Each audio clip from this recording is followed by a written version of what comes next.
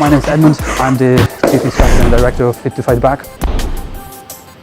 What we want to know is how to put the fists together. If someone puts their hands on you, you compromise your safety already. Why do you think we should punch with the fist? Because mostly we had a big culture of boxing for a long time. Boxing was one of the most important kind of combat sports. And in boxing, of course, you put the glove on and you protect your wrist and your knuckles.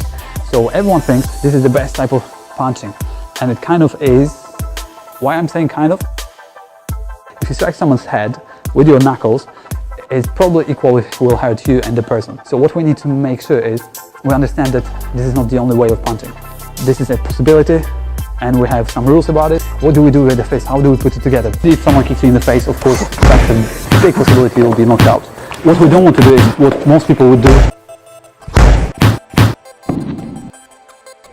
You can imagine what can happen to my face now if someone is standing in front of me and possibly can kick you, possibly can push you back. Why is it outside the fence? Because any attack coming from the outside, meaning a circular attack to your face, towards your face or body, as long as it's on the outside of your palm, that's an outside the fence.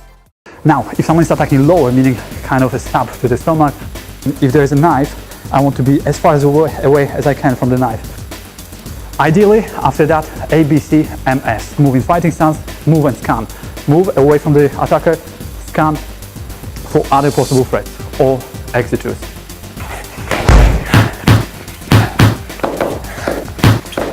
I've done Krav Maga for a long time now. I will make sure I pass the knowledge to you at the expert level. So you have to understand one important thing, essential thing in fighting on the ground. We have three positions, three barriers in our body. If they are between the legs and lying down on you, very close, you have to get them behind the first line of defense, then behind the second line of defense, which is your knees, and then behind the third line of defense, which is your legs. And of course you can attack with the legs very well.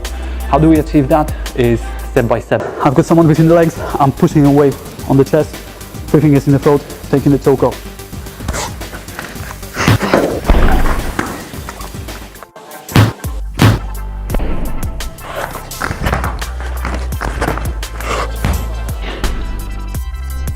If you don't do the exact point, the technique is not there.